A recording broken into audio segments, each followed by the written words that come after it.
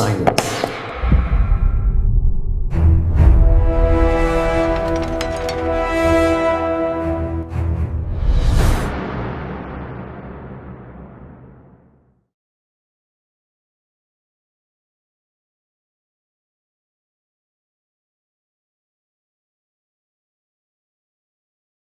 ஆண்டவராக இயேசு கிறிஸ்து நாமத்தினாலே மீண்டும் வார்த்தையை வெல்லும் இந்த நிகழ்ச்சியில் உங்களை சந்திப்பதில் மிகுந்த சந்தோஷம்.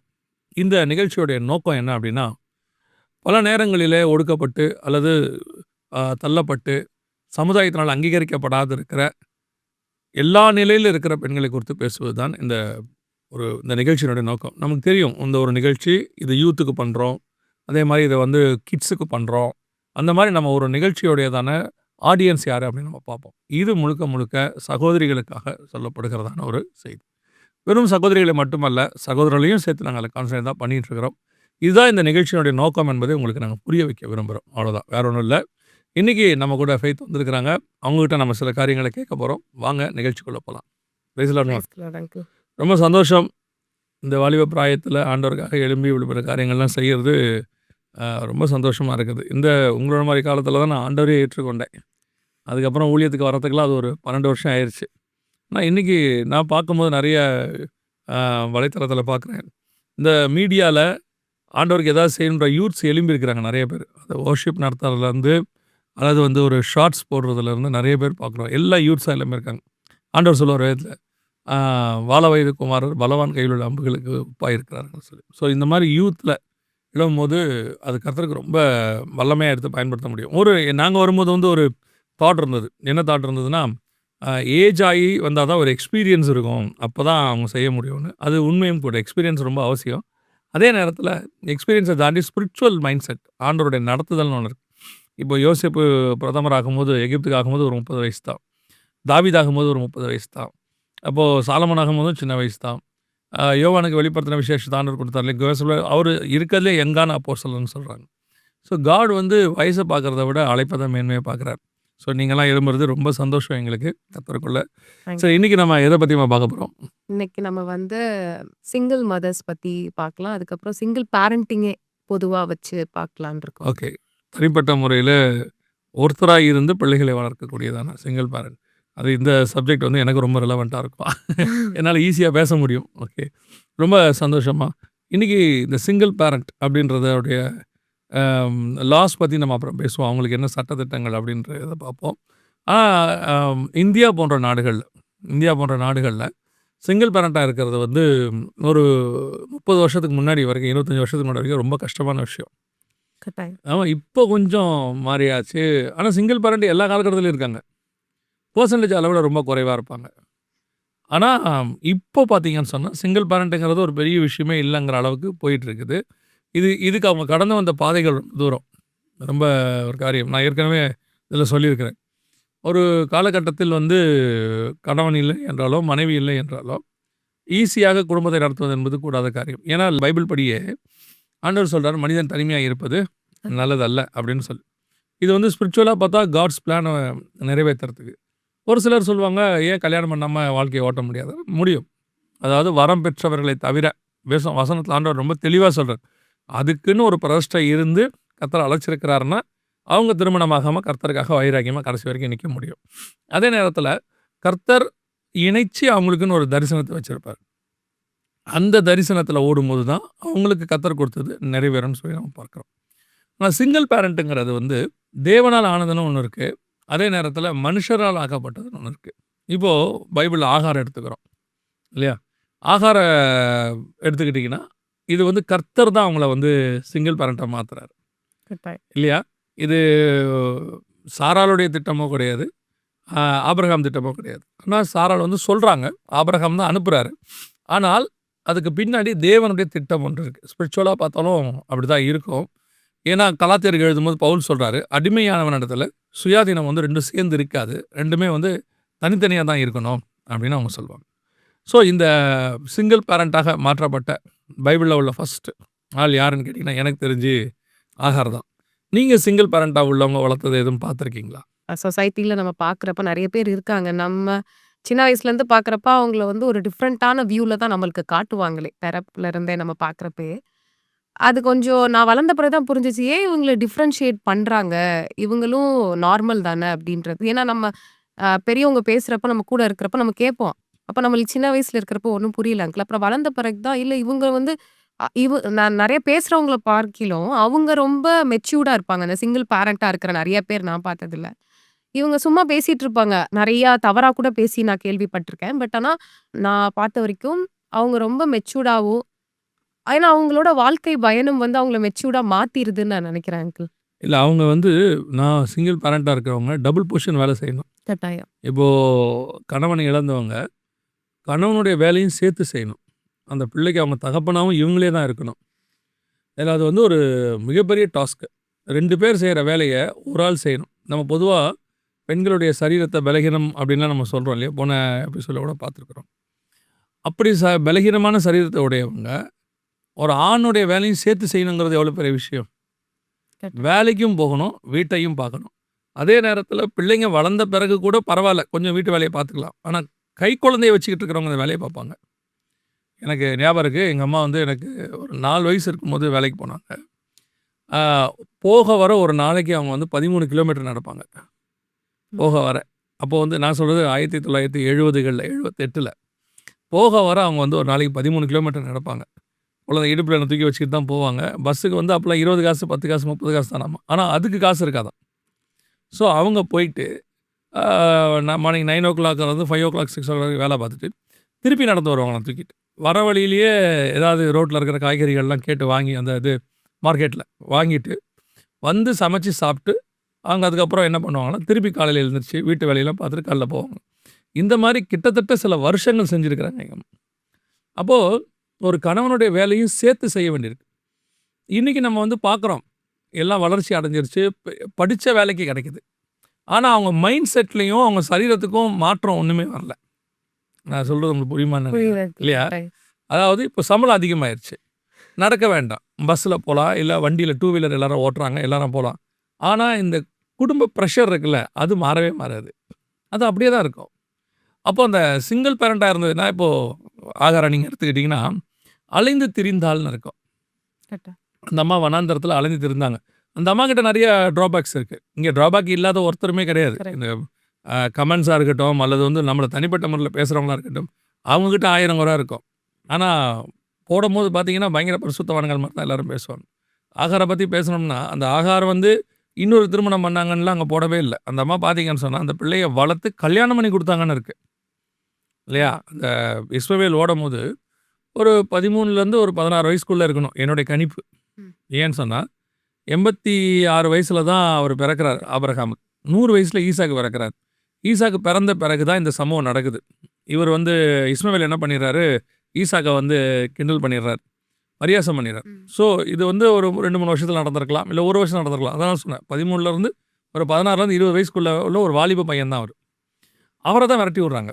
அப்ப விரட்டி விடும்போது, ஆ அந்த வாலிப பையன கையில வச்சுக்கிட்டு, அவன வளர்த்து அலைந்து திரிந்தாள்னு இருக்கும். அது வந்து 2 லைன் தான். நீங்க நல்லா கவனிச்சு பாருங்க. இவங்க யார் யாரெல்லாம் ரொம்ப மெசேஜில போட்டு அடிச்சு நவுத்துறோமோ, காட் எல்லாம் அவங்க கூட இருந்திருக்கிறத பார்க்க முடியும். கட்டாயம். ஏவாள போட்டு அடிச்சு நவுத்துறோம்ல நம்ம மெசேஜில எல்லாத்தையும். ஆனா, முதல் பேரான குமாரன பெற வரைக்கும் பார்த்தீங்கன்னா, அவர் தான் கூட இருந்து பிரசவத்த பார்த்துருக்கணும். அதனால தான் அங்க வசனம் சொல்லும், "கர்த்தரால் ஒரு குமாரனை பெற்றேன்." அந்த அம்மா. ஆதாமால பிரசவம் பார்க்க முடியாது. அவர் தோட்டக்காரர் தானே. ம். ஸோ அந்த அம்மாவுக்கு பிரசவம் பார்த்தது கர்த்தர் தான் அந்த இடத்துல. அதே மாரி ஆகாரோடு கூட நீங்க பார்த்தீங்கன்னா, பிள்ளையோடு கூட கர்த்தர் இருந்தார்ன்னு இருக்கும். ஆமா. ஒரு பக்கம் ஆகார் இருக்காங்க, ஒரு பக்கம் கர்த்தர் இருக்கிறார். அப்போ ஒரு ஃபேமிலியோடைய ஒரு தகப்பனுடைய ஸ்தானத்த கர்த்தர் எடுக்கிறார் அந்த குடும்பத்தில. ஆமா. ஸோ இன்னைக்கும் இந்த மாரி அ இருக்கக்கூடியவங்க நெறைய பேர் இருக்கிறாங்க. சரி, இது நானு பிப்ளிக்கலா பார்க்குறோம். லா படி இந்த மாரி அ சிங்கிள் பேரண்ட் ஆனவங்களுக்கு லா படி ஏதாவது இருக்கா நமக்கு? பொதுவாவே சிங்கிள் பேரண்ட்டா இருக்கிறவங்க, அதுவும் சிங்கிள் மதரா இருக்கிறவங்கள ஃபர்ஸ்ட்டு பார்த்துட்டு நம்ம போலாம். அவங்களுக்கு என்ன ஆகும்னா, இப்போ விட்டுட்டு போயிட்டாங்கன்னா, அவங்கள தேடி போய் நம்மனால பார்க்க முடியாது. நெறைய பேர் விட்டுட்டு போனவங்க தேடி போய் பார்க்குறது ரொம்ப கஷ்டம். அப்போ இந்த லா படி நம்மளுக்கு ஃபர்ஸ்ட்டு எத பார்க்கலாம்னா, லீகல் ஐடென்டிட்டி பார்க்கலாம். லீகல் ஐடென்டிட்டி பார்த்தா, ஃபர்ஸ்ட் ஆஃப் ஆல் வந்து நம்ம ஐடென்டி கார்டு எதுலயா இருந்தாலும் ஃபாதர்ஸ் நேம் அப்படின்னு சொல்லிட்டு நம்மளுக்கு ஒரு இது வரும்ல அங்கிள் காலம். அதுல நம்ம ஃபாதர்ஸ் நேம் போடணும். ஆனா, இது போய் அவர்ட்ட கையெழுத்து வாங்குறதோ, வைக்கிறதோ வந்து ரொம்ப கஷ்டம்.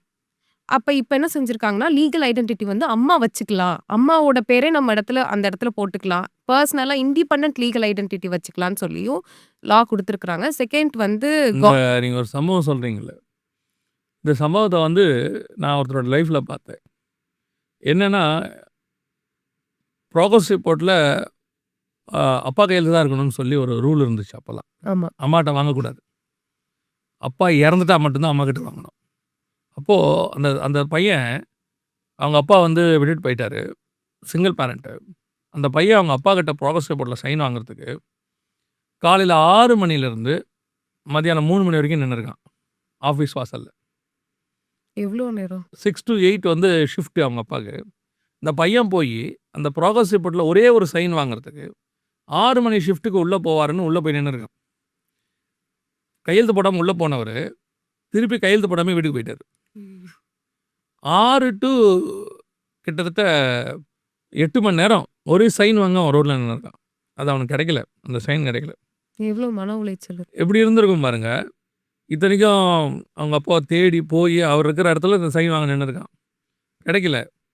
கடைசியா இந்த விஷயம் எப்போ தெரிஞ்சுச்சுன்னா, அந்த பையன் வந்து அம்மா கையெழுத்த ஒத்துக்க மாட்டேன்ட்டாங்க. அப்பா கையெழுத்த அவனே போட்டான். நீ போடலனா என்ன? ஸ்கூல்ல வந்து ஒரு இடத்துல கண்டுபிடிச்சிட்டாங்க. அப்பா கையெழுத்த போட்டிருக்க அப்படின்ட்டு. ஆனா அவனுடைய வியூலேருந்து பார்த்தா அவன் செஞ்சது சரி.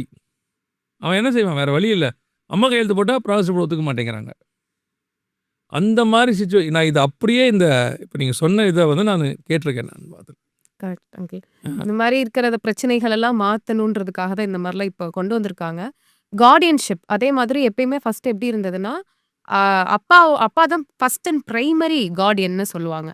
ஆனா இப்ப எப்படி மாத்திருக்காங்கன்னா, அம்மாவும் நேச்சுரல் பிரைமரி கார்டியனா ஃபர்ஸ்ட் பிரைமரி கார்டியனா இருக்கலாம் அப்படின்னு சொல்லி மாத்திருக்காங்க. அடுத்து டாக்குமெண்டேஷன் நீங்க சொன்ன மாரி நெறைய டாக்குமெண்ட்ல அப்பா கையெழுத்து மேண்டட்டரி. இப்போ ஆப்ஷனல். அப்பா பேரும், அப்பா கையெழுத்தும் ஆப்ஷனலா மாத்திருக்காங்க அங்கிள். ம். நெக்ஸ்ட் இன்ஹெரிட்டன்ஸ் நம்ம போன வட்டமே பேசியிருந்தோம்.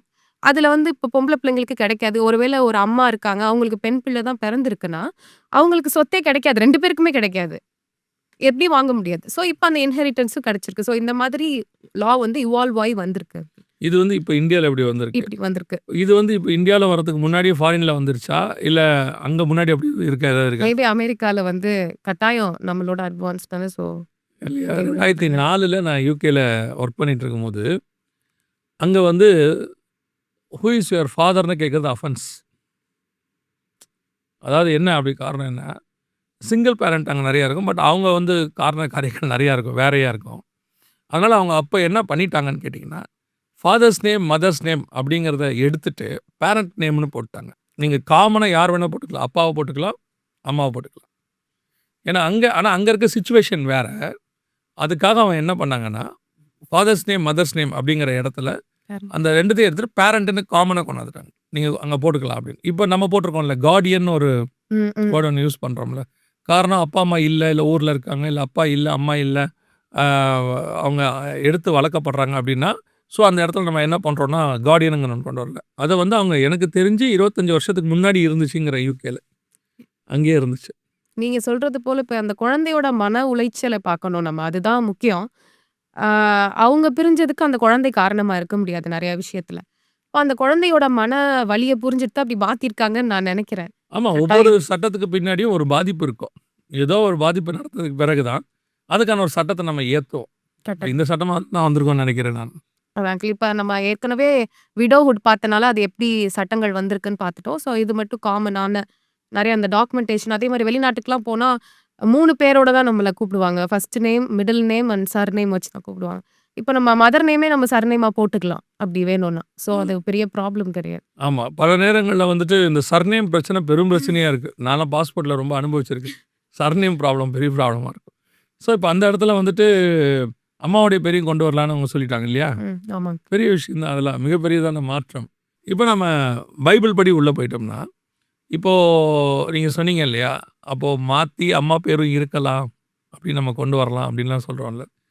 இப்போ இத வந்து நீங்க பைபிள்ல பார்த்தீங்கன்னு சொன்னா, நான் ரொம்ப ஆச்சரியமா பார்த்த ஒரு விஷயம். ஸ்பிரிச்சுவலாவும் நீங்க அத எடுத்துக்க தியானிச்சீங்கன்னா நெறைய விஷயம் இருக்கும்.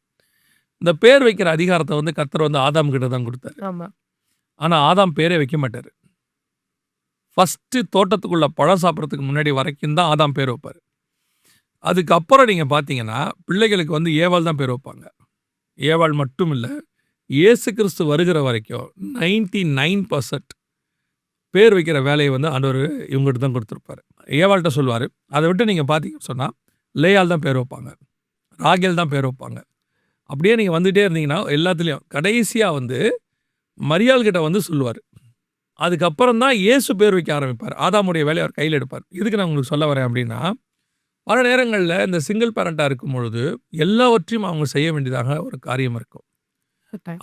நான் வந்து தனிப்பட்ட முறையில நான் ஏற்கனவே சொன்ன மாரி தனிப்பட்ட முறையில சிங்கிள் பேரண்ட்டா இருந்து வளர்க்கவங்களுடைய பிரச்சனைய பார்த்துருக்கேன். பொதுவா ஆண்கள்ல வந்து சிங்கிள் பேரண்ட்டா வந்து வளர்க்குறவங்க குறைவு. ம். அவங்க என்ன பண்ணுவாங்க அப்படின்னா, வேலைக்கு போணும். அந்த நேரத்தில வந்து பிள்ளைய பார்க்கணும். பிள்ளைய தூக்கிட்டு எங்க போக முடியாது? வேலைக்கு போக வேலைக்கு. முடியாது. ஸோ பார்த்துக்கிறதுக்கு ஒரு பொண்ணு வேணும் அப்படின்னு ஒரு இடத்த கொண்டு வருவாங்க. சித்திங்கிற கான்செப்ட் ஒண்ணு கொண்டு வருவாங்க. ஏன்னா, அதில ஒரு நியாயமும் இருந்தது அந்த காலகட்டத்தில. ஆனா அதே நேரத்தில கணவன் இல்ல, அல்லது விட்டுட்டு போயிட்டாரு, அல்லது இறந்துட்டாரு அப்படின்னா, பிள்ளைய பார்த்துக்கிறதுக்கு அல்லது எனக்கு சம்பாதிச்சு போறதுக்கு ஒரு ஆள் வேணும் அப்படின்னு இன்னொரு ஆண் துணைய தேடினது குறைவா தான் இருக்கும். ஆமா. பெரும்பாலும் இவங்களே தான் வேலைக்கும் போவாங்க, பிள்ளையையும் பார்த்துக்கொள்வாங்க. ம். என்ன ரீசன் அப்படின்னு சொல்லும்பொழுது, அதில ஒரு இன்னொரு காரியத்தை நான் பார்த்துருக்கிறேன். என்னன்னா, இப்போ மைண்ட் செட் மாறி இருக்கு. முன்னாடி வேற. அதாவது ஒரு ஒரு ஆ ஒரு ஒரு கணவனுடையதான இறந்து போன அல்லது காணாமல் போன அந்த மனைவியோட பிள்ளைய அடுத்து வர பெண் பார்த்துப்பாங்க. ஆனா கொடுமைப்படுத்துவாங்க. அதெல்லாம் இருக்கு. ஆனால் ஒரு இறந்து போன ஒரு ஒரு கணவர் இருக்கிறாரு. அவங்களுடைய பிள்ளைய எத்தன பேர் உண்மையா பார்த்துப்பாங்கன்னு நம்ம சொல்ல முடியாது. கட்டாயம். அங்க அந்த டிஃபரன்சியேஷன் நெறைய பார்க்க முடியும். பெண்களும் பார்ப்பாங்க. அது சித்தி கொடுமைங்கிறது நமக்கு வந்து அ அ நோன் ஒன். சித்தப்பா கொடுமை இருக்காது. சித்தி கொடுமை கட்டாயம். கன்சால்ட்டா இருக்கு. பார்த்துருக்குறோம் இல்லையா? அப்படி இருக்கும் பொழுது, ஒரு தனி ஆளா நின்னு ஒரு பிள்ளைய வளர்க்கறது, அத கொண்டு போறது, கொண்டு வந்து நிறுத்துறதுங்கிறது ரொம்ப பெரிய விஷயம். அதே மாரி நம்ம நீங்க சொன்ன மாரி நாயின் ஒரு விதவையினுடைய மகன் இல்லையா? அவங்க கணவர் எப்ப இறந்து போனார்ன்னு நமக்கு தெரியாது. ஆனால் அந்த பிள்ளைய அவங்க வளர்த்து கொண்டாந்துருக்கிறாங்க. இப்போ அந்த அந்த பையன உயிரோட எழுப்புனதுக்கு ஸ்பிரிச்சுவல் ரீசன் இருக்கும். அதே நேரத்தில அந்த விதவைக்காக அதனால தான் நான் இன்னொரு விதவையின் மகன்ங்கிறார். இல்லன்னா அவன் பேரையே டைரக்ட்டா சொல்லிட்டு போயிருக்கலாம். ஒரு வாலிபன் இருந்தான் அப்படின்னு ம். சொல்லலாம். ஸோ அந்த அம்மாவுடையதான கவலைய போக்கக்கூடியதான ஒரு கான்செப்ட் தான் அதையும் பார்க்கிறோம். ஸோ எல்லா விதத்திலும் நாம் பார்க்கும் பொழுது, வேதாகமத்தில வசனத்தின்படி நீங்க அந்த வசனம் வச்சிருந்தீங்க இல்லையா? சங்கீதம் 146 9ல குடுத்திருக்காரு. பரதேசிகளை கர்த்தர் காப்பாற்றுகிறார். அவர் திக்கற்ற பிள்ளைகளையும், விதவைகளையும் ஆதரிக்கிறார். துன்மார்க்கரின் வழியோ கவிழ்த்து போடுகிறார்ன்னு எழுதியிருக்கு. ஸோ இந்த இடத்துல திக்கற்ற பிள்ளைகளுக்கும், விதவைகளுக்கும் கர்த்தர் வந்து எப்பவுமே ஆதரவா தான் இருக்காரு. ஆகார்ல ஆரம்பிச்சு, அதில வந்து கடைசி வரைக்கும்.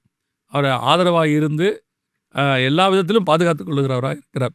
கடைசியா ஒரு காரியத்த சொல்லிட்டு நான் முடிக்கலான்னு விரும்புறேன். என்ன அப்படின்னா, இன்னைக்கு இந்த இவ்ளோ அட்வான்ஸ்டா நான் சொல்லக்கூடியது படிப்பறிவு வளர்ந்து, இப்போ வேலைகள் எல்லாம் ஈஸியா கிடைக்குது. பெண்கள் வெளிய போறதுக்கான வேலைக்கு போறதுக்கான வாய்ப்புகள் இருக்கு. இந்த காலகட்டத்தில் கூட, அ ஒரு பெண் தனியா வேலைக்கு போயிட்டு வீட்டுக்கு வர்றதுங்கிறது எவ்வளவு சிரமம்ங்கிறத நம்ம பார்க்குறோம். வேலை ஸ்தலத்திலருந்து, வீட்லருந்து, போக்குவரத்துலருந்து நெறைய பிரச்சனைகள அவங்க சந்திக்கிறத நம்ம பார்க்குறோம். அப்படிப்பட்ட சகோதரிகளுக்கு, அப்படிப்பட்டதான பெண்களுக்கு நாங்க சொல்லக்கூடியதான மிக முக்கியமான விஷயம், கர்த்தர் உங்களுக்கு ஆதரவாக இருக்கிறார். உங்களுடைய பலகீனங்களில் அவருடைய பலன் பூரணமாய் விளங்கும். யார் விட்டுட்டு போனாலும் கவலைப்படாதிருங்க. சில நேரங்கள்ல வந்து நீங்க மொத்தமா நம்பி இருக்கிறவங்க சடனா விட்டுட்டு போயிடுவாங்க. அந்த மாரி நடக்கும். நடந்திருக்குது நெறைய பேருக்கு. இந்த பிள்ளைய வச்சுக்கிட்டு நான் என்ன பண்ணுவேன் அப்படின்னு யோசிக்கிறவங்க நெறைய பேர் இருக்காங்க. நான் ஒரு சாட்சி சொல்லிட்டு இந்த இத ஜெபம் பண்ணி முடிக்க விரும்புகிறேன். ஏன்னா, அது என் வாழ்க்கையில நடந்தது. ஒரு இடத்துல வாழ முடியாம எங்க அம்மா என்ன பண்ணாங்க அப்படின்னு கேட்டீங்கன்னா, சரி வாழ்க்கைய முடிச்சுக்கலாம். இதுக்கப்புறம் வாழ முடியாது அப்படின்ற இடத்துல பிள்ளைய கொண்டு போயிட்டு ரயில்வே ட்ராக்ல செத்து போயிரலாம் அப்படின்னு சொல்லிட்டு ட்ராக்கு கிட்ட போயிட்டாங்க பிள்ளைய எடுத்துட்டு. அப்போ அந்த நேரத்துல ட்ரெயின் வந்துகிட்டு இருக்கு. அந்த நேரத்துல பக்கத்துல யாரோ ஒரு அந்த கார்ட் அந்த ட்ராக்க சர்ச் பண்றவர் அல்லது அத பார்க்குறவங்க ஒருத்தர் வருவார். அப்பப்போ செக் பண்ணுவாங்க ட்ராக்க. அவர் வந்துட்டு, "ஏம்மா இங்கே நிக்கிற நீ? இது எதுக்கு இங்கே நின்னுகிட்டு இருக்கன்னு?" அவங்க பதில் சொல்ல முடியாம, "சும்மா தான் நிக்கிறேன்னா." "இங்கேலாம் நிக்கக்கூடாது. போ, போ, போன்னு" சொல்லி விரட்டி விட்டுருக்காரு. அந்த செகண்ட் தான் அந்த சூசைட் பண்ண போற அந்த செகண்ட்ல வந்த மாற்றம். அப்போ அவங்களுக்குள்ளதான ஒரு எண்ணம். நம்ம ஏன் வாழக்கூடாது? நம்ம ஏன் இந்த பிள்ளைக்காக வாழக்கூடாது? நம்ம ஏன் இந்த பிள்ளைய வளர்க்கக்கூடாதுன்னு எடுத்த தீர்மானம். இன்னைக்கு நான் வந்து ஒரு ஊழியக்காரனா உங்க மத்தியில வந்து உட்கார்ந்திருக்கிறேன். எதுக்கு சொல்ல வரேன் அப்படின்னா, நீங்கள் உங்கள் பிள்ளைக்காக உங்களுக்காக அல்ல உங்கள் பிள்ளைகளுக்காக நீங்கள் வாழ்கிற அந்த வாழ்க்கை நாளைக்கு உங்கள் பிள்ளை மிக ஆசீர்வாதமாக இருக்கும். நீங்கள் நினைக்காத ஆசீர்வாதமாக இருக்கும். எந்த இடத்திலும் கர்த்தர்கிட்ட எண்டுங்கிறதே கிடையாது. இவ்வளோதான் முடிஞ்சு போச்சு அப்படின்னு. அவர் முடிந்ததையும் மீண்டும் துவக்குவதற்கு வல்லமை உள்ளவராக இருக்கிறார். மரித்து 3 நாள் ஆனாலும் நாறி போனாலும் அந்த சரீரத்தை மீண்டும் உயிரோடு கூட கர்த்தரால் கொண்டு வர முடியும். ஆகவே உங்கள் வாழ்க்கை முடிஞ்சிருச்சு, அவ்வளோதான், யாரும் இல்லை, நம்ம வாழ்க்கை தொலைஞ்சிருச்சு, இனி நான் என்ன செய்ய போகிறேன் அப்படின்னு ஒருவேளை ஆகாரை போல் அலைந்து திரிகிறது. எல்லாரும் விட்டாச்சு அப்படின்னா, இப்போ நான் சொல்கிறேன், இந்த நிமிஷம் நீங்கள் முழங்கால் போட்டு நீங்கள் கண்களை மூடி ஆண்டவரை நோக்கி, ஆண்டவரே நான் திக்கற்றவன, விதவையா, கைவிடப்பட்டவளா, கைம்பெண்ணாக நான் இருக்கிறேன், என்னை ஒப்பு கொடுக்குறேன் நீங்கள் சொல்லி பாருங்கள். கர்த்தர் உங்களுக்கு ஒரு வாசல் திறக்கிறதை நீங்கள் கண்டிப்பாக பார்ப்பீர்கள். இந்த மாதிரி ஆண்டவர் வாசல் திறந்து வாழ்க்கையில் ஆசீர்வதிக்கப்பட்டவங்க எத்தனையோ பேர் இருக்கிறாங்க. இன்றைக்கி ஆசீர்வதிக்கவும் பட்டிருக்கிறாங்க. கர்த்தர் யாரையும் சாகரத்துக்காக படைக்கலை, அதுவும் தற்கொலை பண்ணி சாகரத்துக்கு கர்த்தர் படைக்கவே இல்லை. எல்லாரும் வாழணுன்றது தான் தேவனுடைய திட்டமாக இருக்குது. அதனால் உங்களுக்கும் கர்த்தர் ஒரு வழி வச்சிருக்கிறாரு. அதை நடத்துவார். கர்த்தர் ஆசீர்வதிப்பார். அவர் நோக்கி பார்த்தவர்கள் வெட்கப்பட்டு போனதே இல்லை. கர்த்தருக்கு சித்தமானால் இன்னொரு வார்த்தையை வெல்லும் நிகழ்ச்சியின் மூலமாக உங்களை சந்திக்கிறோம். God bless you. தேங்க்யூமா. தேங்க்யூ. Praise the Lord.